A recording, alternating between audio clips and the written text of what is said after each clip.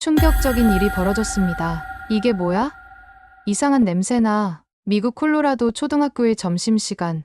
한국인 아이의 도시락을 본 미국인 친구가 코를 막았습니다. 집에 돌아온 아이는 엄마에게 말했습니다. 엄마, 나 급식 먹을래. 그로부터 몇 개월 후, 미국 전역이 한국에 이것에 열광하기 시작했는데요. 대체 그 엄마는 무슨 일을 한 걸까요?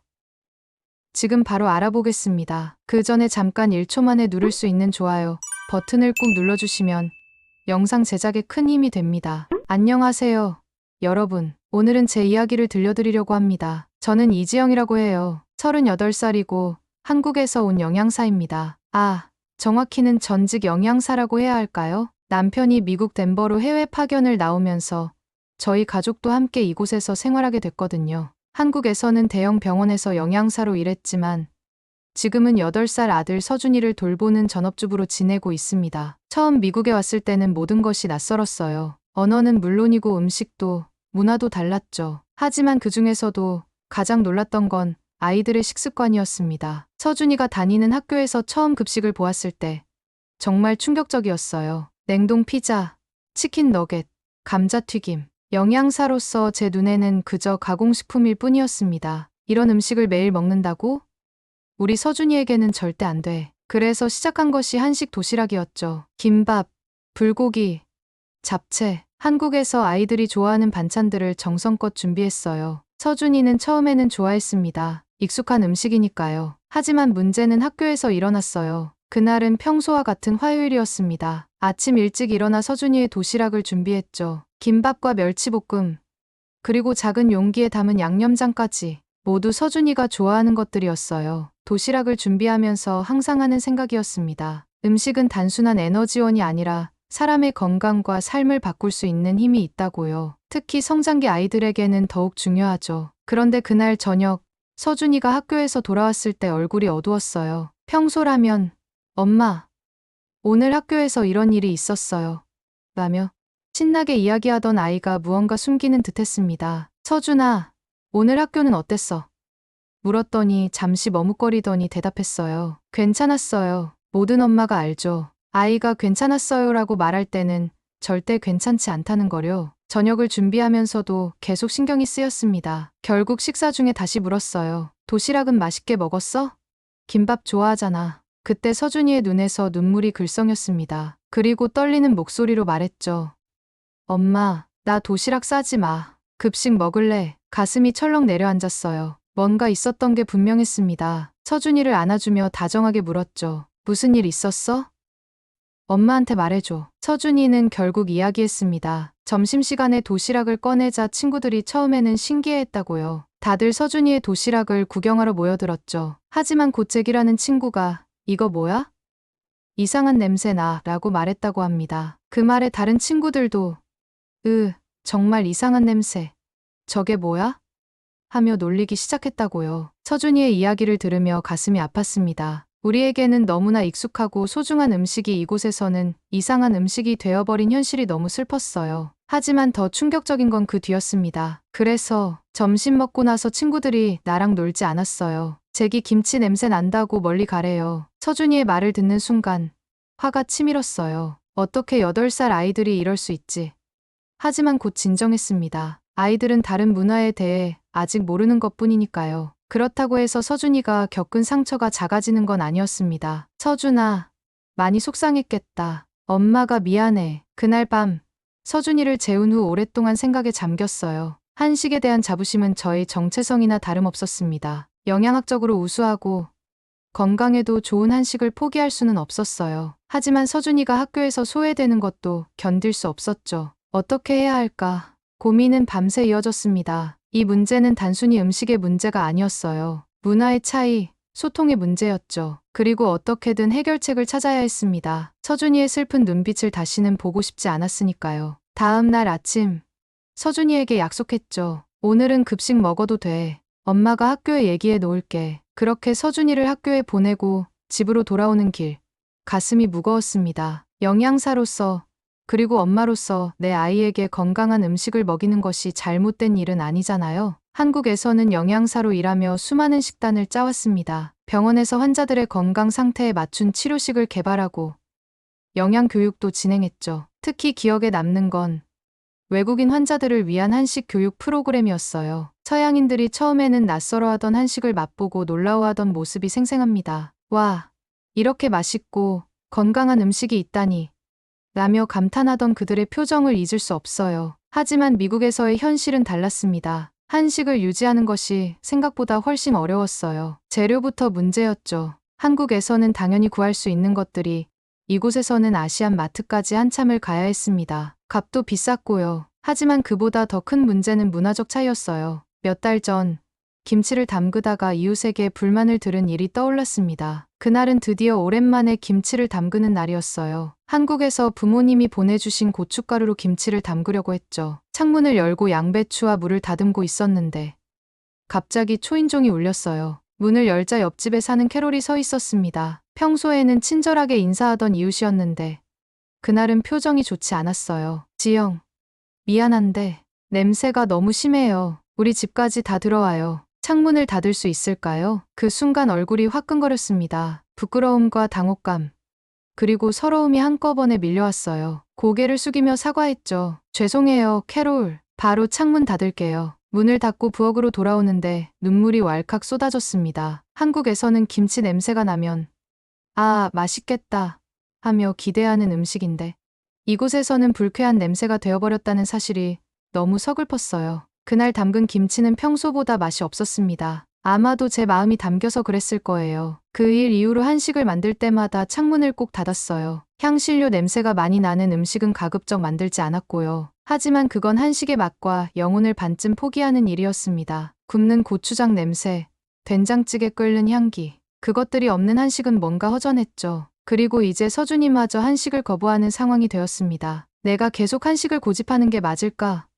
하는 고민이 깊어졌어요. 부엌 의자에 앉아 커피를 마시며 생각에 잠겼습니다. 서준이가 미국 문화에 적응하는 것도 중요하지만 한국인으로서의 정체성을 잃게 하고 싶지는 않았어요. 특히 음식은 문화의 중요한 부분이니까요. 남편에게 전화해 상황을 설명했습니다. 남편은 잠시 침묵하더니 말했어요. 지영아, 너무 마음 아프겠다. 하지만 우리가 여기서 살기로 한 이상 어느 정도 타협은 필요할 것 같아. 서준이가 먼저야. 남편의 말이 맞았습니다. 서준이의 행복이 가장 중요했어요. 하지만 마음 한구석에서는 포기하고 싶지 않은 고집이 있었죠. 한식의 가치를 알리고 싶었어요. 우리 음식이 단순히 이상한 냄새, 나는 음식이 아니라 세계가 인정하는 건강식이라는 것을 보여주고 싶었습니다. 그날 밤 노트북을 열고 검색을 시작했어요. 미국 학교 급식 실태, 미국 아이들이 좋아하는 도시락, 퓨전 한식, 뭔가 방법이 있을 거라 믿었습니다. 영양사로서의 지식과 엄마로서의 마음을 모두 동원해 해결책을 찾아야 했어요. 잠들기 전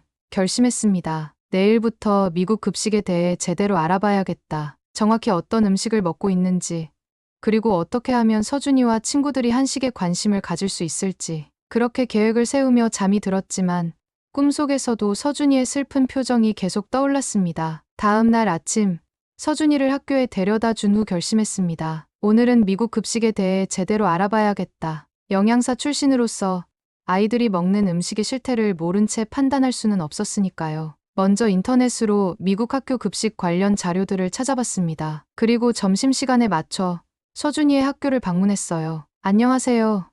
제 아들이 이 학교에 다니는데요. 급식에 대해 좀 알아보려고 왔습니다. 교무실에서 허락을 받고 급식실로 향했죠. 학교 급식 담당자인 마사를 만날 수 있었습니다. 마사는 50대 중반의 친절한 여성이었어요. 제 소개를 듣자 반갑게 맞아주었습니다. 한국에서 영양사로 일하셨다고요? 와, 정말 흥미롭네요. 우리 급식실을 구경하시겠어요? 마사를 따라 급식실 주방으로 들어갔는데 첫인상은 생각보다 깨끗한 애였어요. 하지만 곧 충격적인 사실들을 알게 되었습니다. 주방에는 대형 오븐과 전자레인지가 있었지만 정작 신선한 식재료는 거의 보이지 않았어요. 대부분이 냉동식품이었습니다. 실은 우리가 직접 요리하는 건 거의 없어요. 마사가 솔직하게 말했습니다. 대부분의 음식이 이미 조리된 상태로 배달돼요. 우리는 그냥 데우기만 하죠. 그 말을 듣는 순간 가슴이 무거워졌어요. 병원 영양사로 일할 때는 매일 신선한 재료로 식단을 구성했는데 학교 급식이 이렇게 운영된다니 충격적이었습니다. 언제부터 이렇게 된 거예요? 물었더니 마사는 한숨을 쉬며 대답했어요. 1981년 레이건 정부 때부터예요. 학교 급식 예산이 대폭 삭감되었고 그 이후로는 계속 이 시스템이에요. 우리도 아이들에게 더 나은 음식을 주고 싶지만 예산과 인력이 부족해서. 더 놀라운 사실은 학교 급식에 영양사가 없다는 것이었어요. 한국에서는 학교마다 영양사가 있어 균형 잡힌 식단을 짜는데 이곳에서는 아예 그런 개념이 없었습니다. 점심시간이 되자 아이들이 줄을 서기 시작했어요. 급식 메뉴는 치즈 피자, 치킨 너겟, 옥수수, 그리고 초콜릿 우유였습니다. 과일이나 생채소는 거의 없었어요. 단 하나의 채소라고 할 수 있는 건 케첩이었죠. 저게 채소인가요?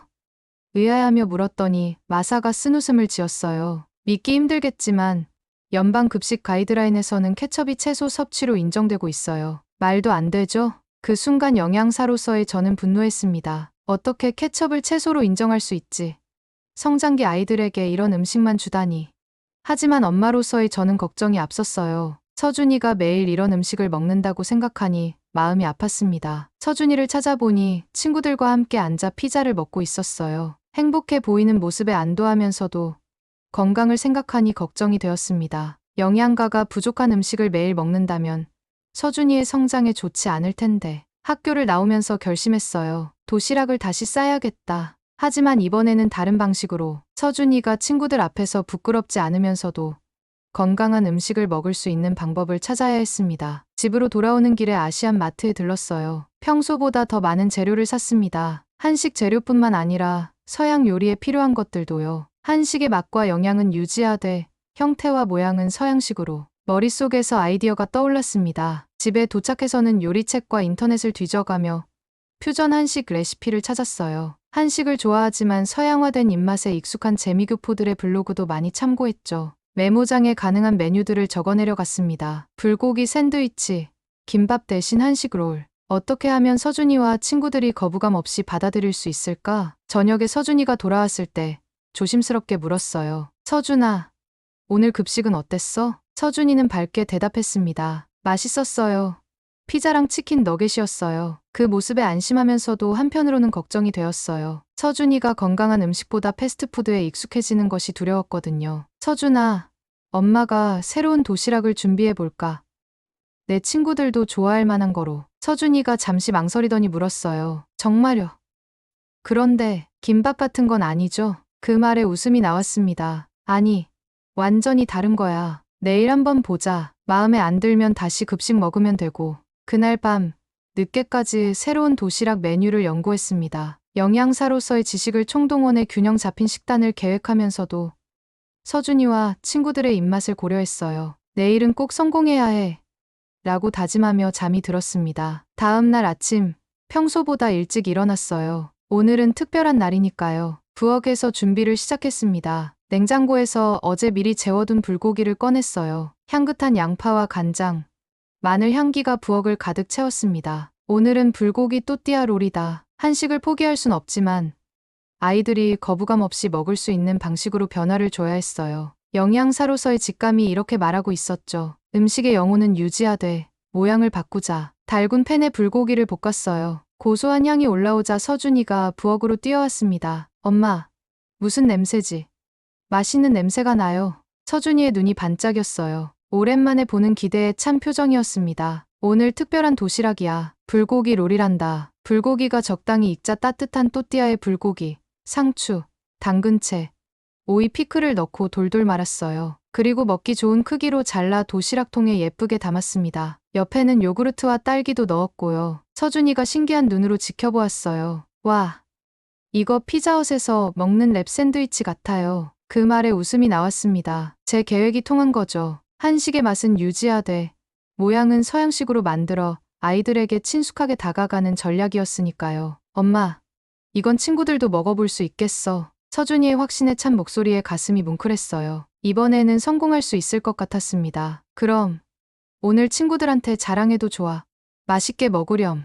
학교 앞에서 서준이를 내려주며 도시락을 건넸어요. 걱정 반, 기대 반의 마음으로 서준이를 보냈습니다. 하루 종일 어떤 반응이 있을지 궁금했어요. 집으로 돌아와 내일 도시락 메뉴를 계획했습니다. 내일은 미트볼 주먹밥과 유부초밥을 해볼까?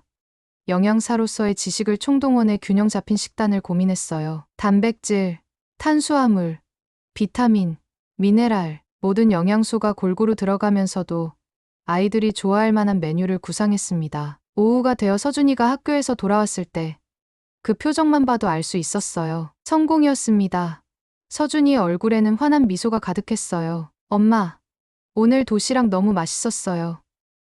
잭이랑 케빈이랑 다른 친구들도 다 맛있대요. 서준이의 이야기를 들으며 가슴이 벅차올랐습니다. 드디어 성공한 거예요. 친구들이 나눠 먹어볼 수 있게 조금씩 줬어요. 다들 이게 한국 음식이야 하면서 놀랐어요. 특히 잭이 제일 많이 먹었어요. 전에 냄새 난다고 했던 그 잭이요. 그 말을 듣는 순간 뿌듯함과 함께 작은 승리감이 느껴졌어요. 한식의 맛과 영양을 인정받은 기분이었죠. 다음 날도 그 다음 날도 새로운 메뉴의 도시락을 준비했습니다. 미트볼 주먹밥은 특히 인기가 좋았어요. 한국식 양념의 미트볼을 주먹밥 안에 숨겨놓았더니 서준이 반 아이들 사이에서 화제가 되었다고 합니다. 엄마, 케빈이 내일은 무슨 도시락 가져오냐고 계속 물어봐요. 일주일이 지나자 놀라운 변화가 있었어요. 서준이가 학교에서 인기 있는 아이가 된 것입니다. 독특하고 맛있는 도시락 덕분에 친구들의 관심을 받게 되었죠. 심지어 몇몇 아이들은 엄마에게 서준이네 도시락 같은 거 싸달라고 부탁했다고 해요. 그렇게 도시락은 단순한 음식이 아니라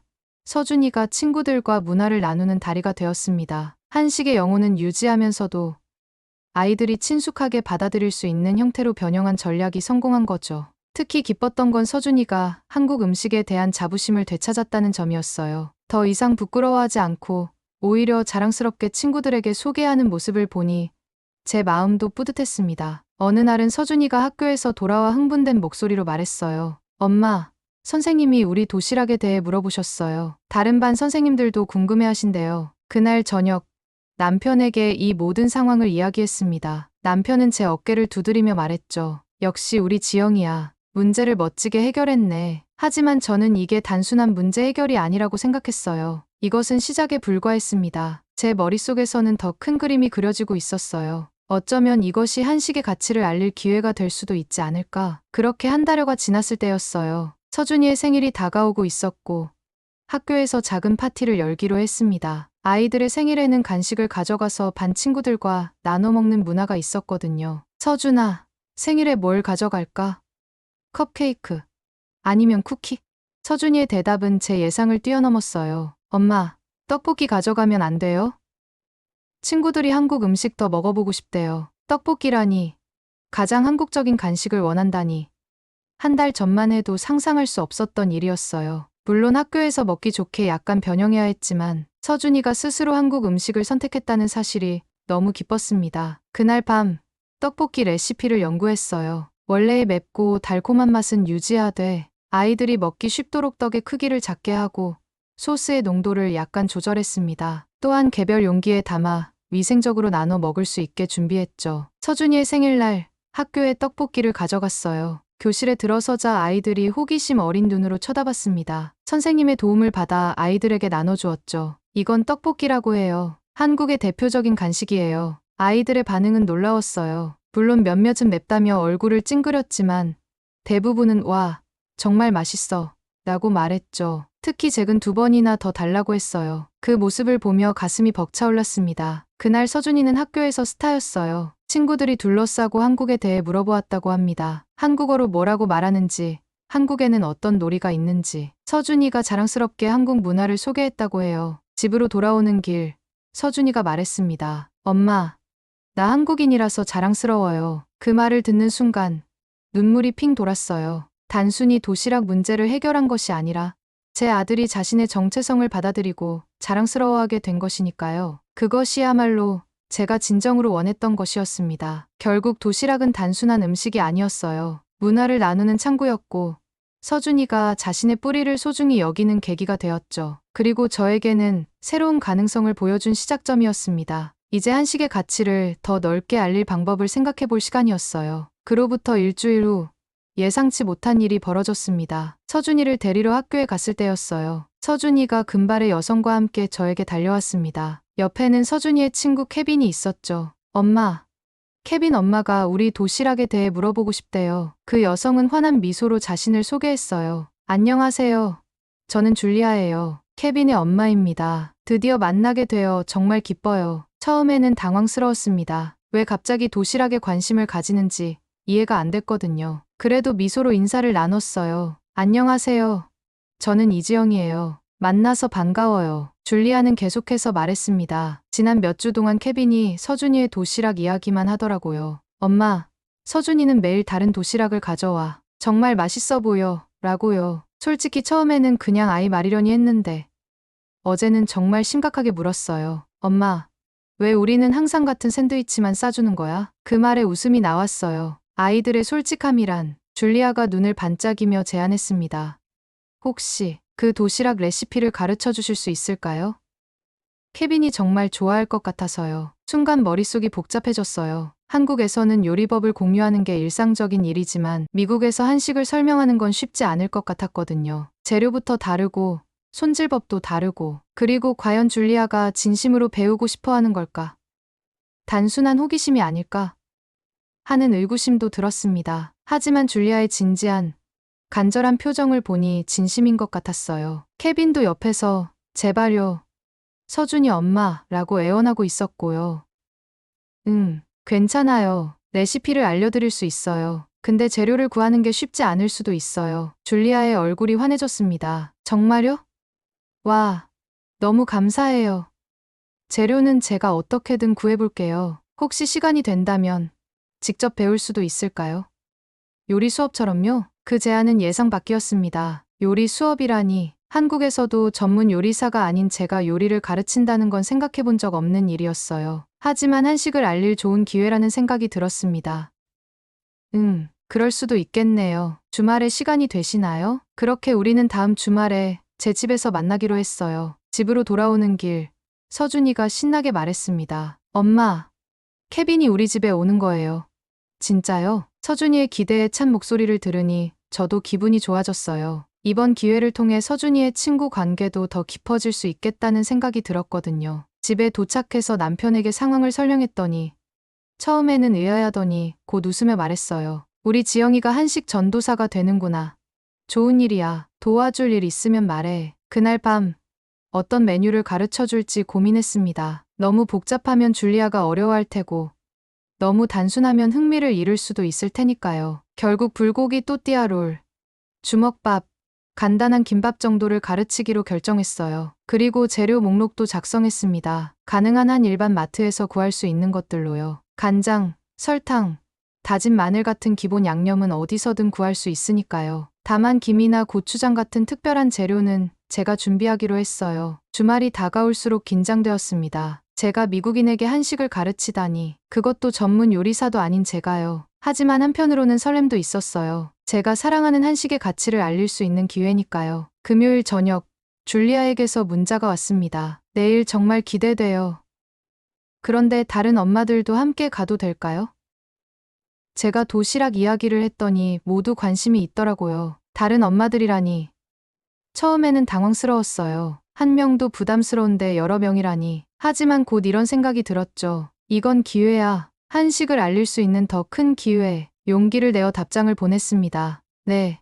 물론이죠. 몇 분이나 오실 예정인가요? 줄리아의 답장 저 포함해서 5명이에요. 너무 많나요? 5명. 생각보다 많았지만 이미 시작한 일이니 끝까지 해보기로 했어요. 괜찮아요. 토요일에 뵙겠습니다. 그렇게 한식 도시락 쿠킹 클래스를 열게 되었습니다. 처음에는 단순히 아들의 학교 생활 적응을 위한 작은 변화였는데 이제는 제 삶의 새로운 전환점이 될 것 같은 예감이 들었어요. 토요일 아침 일찍 일어나 집안을 정리하고 필요한 재료들을 준비했어요. 긴장감과 설렘이 교차했습니다. 한국에서는 이런 경험이 없었으니까요. 친구들과 요리를 함께 할 때도 있었지만 외국인에게 한식을 가르치는 건 처음이었어요. 오전 11시 초인종이 울렸습니다. 심호흡을 한 번 하고 문을 열었어요. 줄리아와 4명의 여성들이 서 있었죠. 모두 반가운 미소를 지으며 인사했습니다. 안녕하세요.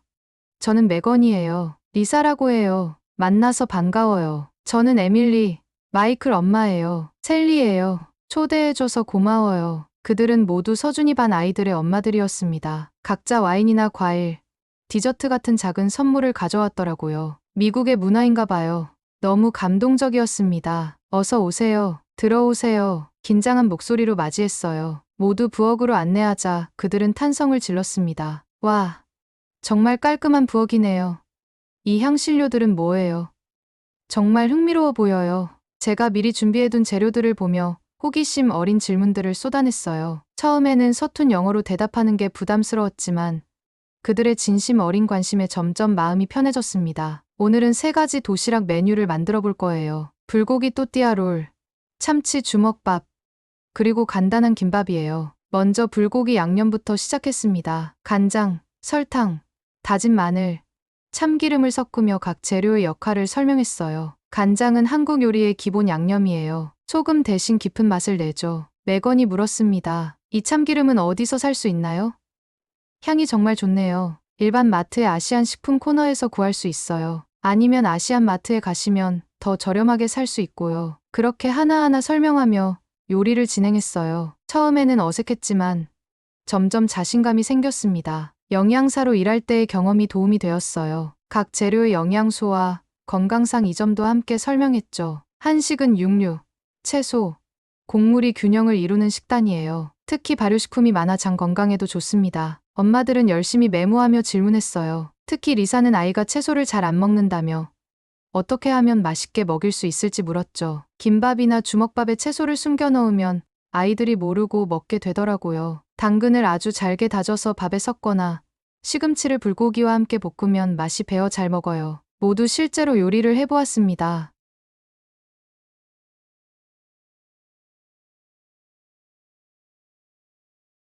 가장 인기 있었던 건 불고기 또띠아 롤이었어요. 익숙한 또띠아에 새로운 맛의 불고기를 넣으니 신선하면서도 거부감이 없었나 봐요. 주먹밥도 생각보다 쉽게 만들었고 다들 자신의 창의력을 발휘해 다양한 모양을 만들었습니다. 완성된 요리를 함께 나눠 먹으며 이야기를 나눴어요. 서준이와 케빈도 함께 먹으며 신나게 떠들었죠. 아이들이 어울리는 모습을 보니 정말 뿌듯했습니다. 셀리가 감탄하며 말했어요. 이런 도시락이라면 우리 애도 좋아할 것 같아요. 영양도 풍부하고 맛도 좋고 정말 훌륭해요. 그 말에 자부심을 느꼈습니다. 제가 소중히 여기는 한식의 가치를 인정받은 것 같아서요. 하지만 곧 현실적인 문제가 제기되었어요. 에밀리가 한숨을 쉬며 말했습니다. 레시피는 정말 좋은데 솔직히 매일 아침 이런 도시락을 준비할 시간이 없어요. 우리는 맞벌이라 아침은 정말 정신없거든요. 다른 엄마들도 고개를 끄덕였어요. 줄리아도 말했죠. 맞아요. 주말에는 가능하지만 평일에는 아침 7시 전에 아이들을 학교에 데려다주고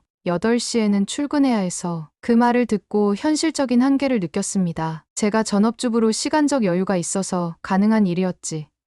바쁜 직장 엄마들에게는 쉽지 않은 일이었죠. 하지만 포기하고 싶지 않았어요. 주말에 미리 준비해두는 건 어떨까요?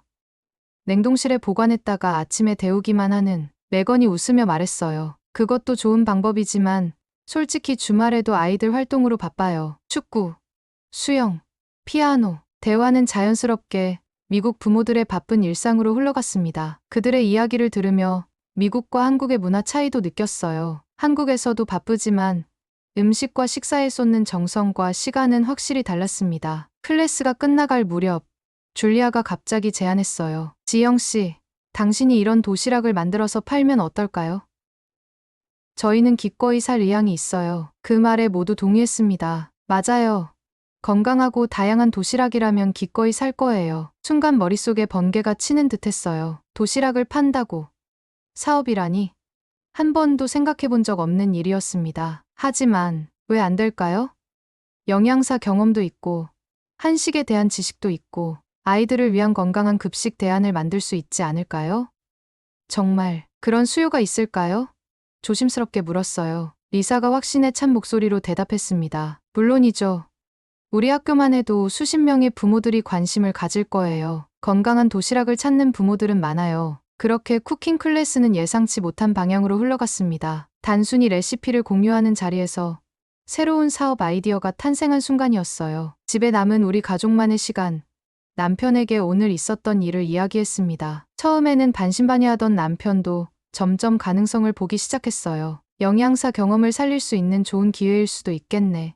한번 진지하게 생각해봐. 잠들기 전 머릿속은 온통 새로운 가능성으로 가득 찼습니다. 도시락 사업 정말 가능할까요? 어떻게 시작해야 할까? 법적인 문제는 없을까?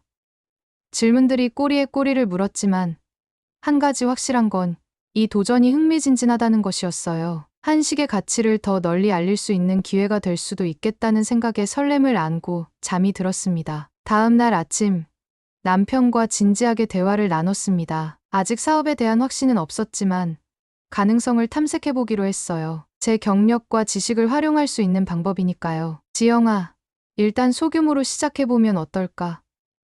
큰 투자 없이 테스트해볼 수 있잖아.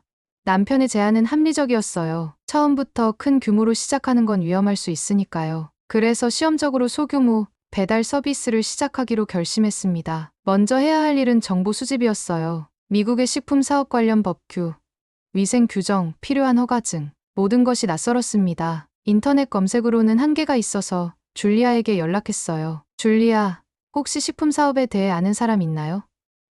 법적인 부분이나 허가증 같은 것에 대해 알고 싶어서요. 줄리아는 즉시 도움을 줬어요. 그녀의 친구 중 한 명이 작은 베이커리를 운영하고 있었거든요. 그 친구가 알려준 정보는 정말 소중했습니다. 콜로라도 주의 가정 기반 식품 사업법 커테지 푸드로에 따르면 일정 조건을 충족하면 가정에서 만든 음식을 판매할 수 있다고 했어요. 다만 직접 배달은 불가능하고 고객이 픽업하는 방식이어야 한다는 제한이 있었죠. 이런 정보들을 바탕으로 계획을 세웠습니다. 일단 시식회를 열어 반응을 살피고 관심 있는 부모들의 명단을 확보한 후 주 2회 정도 도시락을 준비해서 학교 앞에서 픽업할 수 있게 하는 방식이었어요. 다음으로는 메뉴 개발이었습니다. 기존의 도시락 메뉴도 좋았지만 더 다양하고 영양가 있는 옵션을 제공하고 싶었어요. 특히 미국 아이들이 좋아하는 치킨, 너겟이나 피자를 건강한 버전으로 대체할 수 있는 메뉴를 고민했죠. 영양사로서의 전문성을 살려 균형 잡힌 식단을 구성했어요. 단백질, 탄수화물, 비타민, 미네랄이 골고루 포함되도록요. 그리고 한식의 장점인 발효식품과 다양한 채소를 활용했습니다. 치킨 너겟 대신 동그랑땡, 피자 대신 불고기 또띠아 피자, 감자튀김 대신 고구마 스틱. 메뉴를 개발하면서 가장 신경 쓴 부분은 맛이었어요. 아무리 영양가가 높아도 아이들이 맛있게 먹지 않으면 소용없으니까요. 서준이를 테스터로 삼아 여러 버전을 시도했습니다. 서준이가 이거 맛있어요 라고 할 때마다 한 걸음 더 나아가는 기분이었어요. 또한 브랜딩도 중요했습니다. 어떤 이름으로 사업을 할지, 로고는 어떻게 디자인할지. 남편이 IT 엔지니어라 디자인에 관심이 많았거든요. 함께 아이디어를 내다가 벤투 부스트라는 이름을 떠올렸어요. 한식 도시락이지만 일본식 벤토라는 단어가 미국에서는 더 친숙하니까요. 로고는 예쁜 도시락 상자에 활력을 상징하는 번개 모양을 넣어 디자인했습니다. 남편이 간단한 웹사이트도 만들어줬어요. 거기에 메뉴와 가격, 픽업 방법 등을 소개했죠. 시식회 날짜를 잡았습니다. 줄리아를 통해 학교 부모들에게 소문을 내기 시작했어요. 처음에는 1015명 정도가 올 거라 예상했는데 반응이 놀라웠습니다. 무려 30명이 넘는 부모들이 관심을 보인 거예요. 이렇게 많은 사람들이 올 줄 몰랐네. 조금 부담스러웠지만 동시에 기대되기도 했습니다. 이제 미국 사회에서도 건강한 식단에 관심이 높아지고 있다는 증거였으니까요. 준비를 철저히 했어요. 5가지 다른 도시락 메뉴를 소량씩 준비하고 각 메뉴의 영양 정보와 재료 목록도 함께 비치했습니다. 시식회 당일 저희 집 뒷마당은 사람들로 가득 찼어요. 학부모들뿐만 아니라 아이들도 함께 왔거든요. 서준이는 친구들과 신나게 놀면서도 가끔씩 제게 다가와 엄마, 다들 맛있대 라고 귀띔해줬습니다. 각 메뉴를 소개할 때마다 질문이 쏟아졌어요. 이 소스는 뭐로 만든 거예요? 아이가 채소를 안 먹는데 이렇게 하면 정말 먹을까요? 칼로리가 얼마나 되나요? 제 영양사 지식이 빛을 발하는 순간이었죠. 특히 인기 있었던 메뉴는 불고기 라이스 볼이었어요. 주먹밥을 서양식으로 변형한 거죠. 불고기를 잘게 다져 밥과 섞고 치즈를 살짝 넣어 동그랗게 빚은 다음 바삭하게 구운 음식이었습니다. 아이들이 손으로 집어 먹기 좋고 맛도 좋아서 인기였어요. 시식회가 끝나갈 무렵 놀라운 일이 벌어졌습니다. 부모들이 1명, 2명 다가와 주문서를 작성하기 시작한 거예요. 처음 계획은 반응을 살펴본 후 나중에 주문을 받을 생각이었는데 그 자리에서 바로 주문이 들어온 겁니다. 다음 주부터 매주 화요일과 목요일에 도시락을 받을 수 있을까요? 우리 아이가 채식주의자인데 그에 맞는 옵션도 있나요? 알레르기가 있는 아이를 위한 메뉴도 만들어주실 수 있나요? 다양한 요청과 질문에 조금 당황스러웠지만 동시에 가슴이 벅차올랐어요. 제가 정말 이 일을 할 수 있을 것 같다는 확신이 들었거든요. 물론 모든 요청을 다 들어줄 수는 없었지만 최대한 유연하게 대응하기로 했습니다. 그날 저녁 주문서를 정리하면서 남편과 함께 놀라움을 나눴어요. 믿어지지 않아. 첫날부터 15개의 주문이 들어왔어. 남편은 자랑스러운 표정으로 제 어깨를 감싸며 말했죠. 내가 해낼 줄 알았어. 내 열정과 전문성이 빛을 발하는 거지. 그 말에 용기를 얻었습니다. 하지만 동시에 걱정도 들었어요. 과연 혼자서 이 모든 주문을 감당할 수 있을까? 품질을 유지하면서 규모를 키울 수 있을까? 재료는 어디서 대량으로 구할 수 있을까? 수많은 질문이 떠올랐지만 한 가지 확실한 건 이제 돌이킬 수 없는 강을 건넜다는 것이었죠. 다음 날부터 본격적인 준비를 시작했습니다. 주방 기구들을 더 구입하고 대량 포장 용기도 주문했어요. 또한 위생 교육도 받았습니다. 가정에서 음식을 판매하려면 식품 안전 인증이 필요했거든요. 서준이도 저희 새로운 도전을 응원해줬어요. 엄마, 저도 도와드릴게요. 라며 작은 도시락 스티커를 붙이는 일을 자원했죠. 그 모습을 보며 더 열심히 해야겠다는 결심이 들었습니다. 영양사로서의 지식, 한식에 대한 사랑, 그리고 아이들의 건강을 생각하는 마음. 이 모든 것을 담아 벤투 부스트를 시작했어요. 작은 시작이지만 이것이 미국 아이들의 식습관을 조금이나마 변화시킬 수 있다면 그것만으로도 충분히 의미 있는 일이라고 생각했습니다. 첫 주문 배달 날 새벽 4시에 일어났습니다. 긴장감에 잠을 설쳤거든요. 주방에서 혼자 15개의 도시락을 준비하는 것은 예상보다 훨씬 힘들었어요. 하지만 각 도시락에 정성을 다했습니다. 영양사로서 균형 잡힌 식단을 구성하고 엄마로서 아이들이 좋아할 맛을 고려했죠. 그리고 한국인으로서 우리 음식의 정체성도 지키려 노력했어요. 오전 7시 30분 학교 앞 약속된 장소에 도착했습니다. 조금 일찍 가서 모든 준비를 마쳤어요. 곧 부모들이 하나둘 도착하기 시작했죠. 긴장된 마음으로 첫 손님에게 도시락을 건네며 말했습니다. 안녕하세요. 벤토 부스트입니다. 오늘 도시락은 불고기 라이스 볼과 채소 스틱, 과일 꼬치예요. 매건이 도시락을 받아들며 환하게 웃었어요. 와, 정말 예쁘네요. 아이가 너무 기대하고 있었어요. 그 말을 듣는 순간 새벽부터 준비한 피로가 싹 사라지는 기분이었습니다. 하나씩 도시락을 건네며 각 부모님과 짧게 대화를 나눴어요. 모두 기대에 찬 표정이었죠. 그리고 그날 오후 기다리던 반응이 하나둘 도착했습니다. 휴대폰에 문자가 계속 왔어요. 우리 아이가 도시락을 다 먹었대요. 평소에는 절대 안 먹던 당근도 먹었다고 하네요. 남편이 아이 도시락을 보고 자기 것도 해달래요. 성인용도 만들어주실 수 있나요? 다음 주에는 횟수를 늘릴 수 있을까요?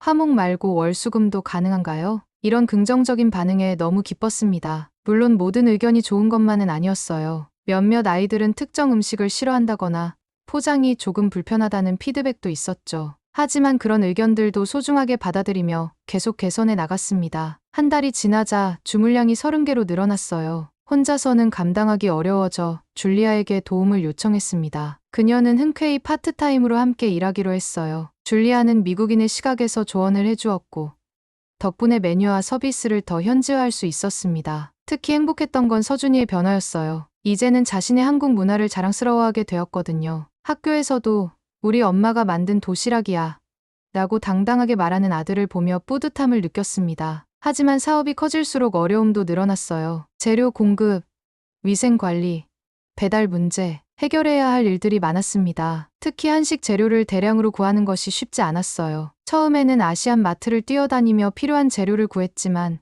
양이 많아지니 한계가 있었죠. 그러던 중 지역 농산물 직거래 장터에서 좋은 기회를 만났습니다. 유기농 채소를 재배하는 농부 스티븐을 만난 거예요. 그에게 제 사업에 대해 이야기했더니 큰 관심을 보였어요. 한식 도시락이라 흥미롭네요. 제가 재배하는 채소들을 사용해 보시겠어요?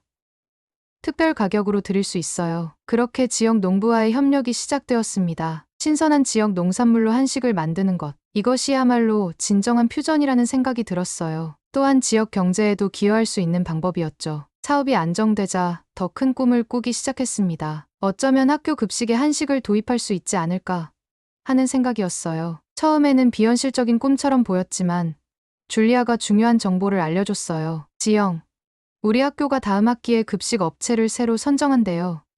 혹시 그 제안은 너무 갑작스러웠어요. 학교 급식 업체라니 제 작은 사업으로 가능할까요? 하지만 이것이 바로 제가 원하던 변화의 기회라는 생각이 들었습니다. 용기를 내어 학교 측에 연락했어요. 벤토 부스트의 이지영입니다. 귀교의 급식 입찰에 관심이 있어서 연락드렸습니다. 놀랍게도 학교 측에서는 이미 저희 도시락에 대해 알고 있었어요. 많은 학부모들이 긍정적인 피드백을 전했다고 합니다. 그리고 학교의 영양 다양성 프로그램의 일환으로 한식 도입을 긍정적으로 검토하고 있다는 소식도 들었습니다. 입찰 준비는 쉽지 않았어요. 대량 조리 계획, 비용 계산, 영양 분석, 모든 것을 세밀하게 준비해야 했습니다. 남편이 회사 휴가를 내어 저를 도와줬고, 줄리아와 다른 부모들도 응원과 조언을 아끼지 않았어요. 특히 메뉴 개발에 공을 들였습니다. 한식의 기본은 유지하되, 미국 학교 급식 가이드라인을 충족하면서도 아이들이 좋아할 만한 메뉴를 구성했어요. 불고기 버거, 잡채 파스타, 김치볶음밥 큐브, 창의적인 아이디어를 총동원했습니다. 그리고 마침내 입찰 발표 날이 왔어요. 설렘과 긴장으로 가득 찬 마음으로 학교에 갔습니다. 큰 기대는 하지 않았어요. 저희 같은 작은 업체가 대형 급식 업체와 경쟁하기는 어려울 테니까요. 하지만 기적 같은 일이 일어났습니다. 벤토 부스트가 주 1회 국제 음식의 날을 담당하게 되었어요. 매주 수요일마다 저희가 한식 메뉴를 제공하기로 한 거죠. 완전한 성공은 아니었지만 첫 발을 내딛기에는 충분했습니다. 한 걸음씩 나아가자. 아이들이 한 번이라도 건강한 한식을 경험한다면 그게 바로 변화의 시작이니까. 학교 급식에 한식이 등장하는 첫날, 긴장이 되었습니다. 과연 아이들의 반응이 어떨까? 하지만 걱정과 달리 아이들은 호기심 어린 눈으로 새로운 음식을 받아들였어요. 물론 모든 아이가 좋아하지는 않았지만 예상보다 많은 아이들이 맛있다 며 즐겼습니다. 서준이는 그날 집에 와서 자랑스럽게 말했어요. 엄마, 오늘 친구들이 다 우리나라 음식 먹었어. 내가 이건 한국 음식이야라고 알려줬어. 그 말을 들으며 눈물이 핑 돌았습니다. 처음 미국에 왔을 때 서준이가 한식 도시락 때문에 친구들에게 놀림받던 모습과 지금 자랑스럽게 한국 음식을 소개하는 모습, 큰 변화였어요. 시간이 지나며 벤토 부스트는 계속 성장했습니다. 이제는 여러 학교와 계약을 맺고 지역 커뮤니티 센터에도 건강한 한식을 공급하고 있어요. 직원도 5명으로 늘었고 전용 조리실도 마련했습니다. 하지만 가장 값진 성과는 눈에 보이지 않는 것들이었어요. 아이들의 식습관이 조금씩 변하고 있다는 것, 다양한 문화의 음식을 존중하는 마음이 자라고 있다는 것, 그리고 무엇보다 서준이가 자신의 문화적 정체성에 자부심을 갖게 되었다는 것. 이런 변화들이 제게는 가장 큰 보상이었습니다. 오늘은 벤토 부스트가 시작된 지 1주년이 되는 날이에요. 작은 홈파티를 열어 그동안 도움을 준 모든 분들을 초대했습니다. 줄리아, 메건, 리사, 처음 쿠킹 클래스에 참여했던 엄마들부터 스티븐 같은 지역 농부들, 그리고 학교 관계자들까지. 파티 중간에 줄리아가 건배를 제안했어요. 지영의 용기와 열정을 위해. 그녀는 단순히 도시락을 파는 것이 아니라 문화를 나누고 아이들의 건강한 미래를 만들고 있어요. 그 말에 모두가 박수를 쳤습니다. 그 순간 깨달았어요. 제가 한 일은 단순히 사업을 시작한 것이 아니었어요. 음식을 통해 문화의 벽을 허물고 이해와 존중의 씨앗을 심은 거죠. 작은 한식 도시락을 통해 세상을 조금씩 바꿔나가고 있었던 겁니다. 파티가 끝나고 남편과 서준이와 함께 뒷정리를 하며 생각했어요. 모든 것은 서준이의 그 슬픈 표정에서 시작됐어. 때로는 가장 어려운 순간이 새로운 시작의 문을 여는 법이죠. 여러분, 오늘 이야기 어떠셨나요?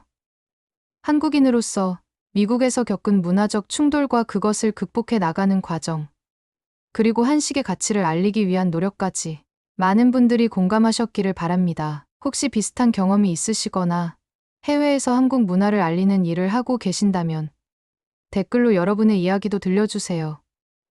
좋았다면 많은 분들과 함께 공유해 주시고 좋아요 버튼도 눌러주세요. 여러분의 응원이 저희에게 큰 힘이 됩니다. 다음 영상에서 더 많은 이야기로 찾아뵙겠습니다. 감사합니다.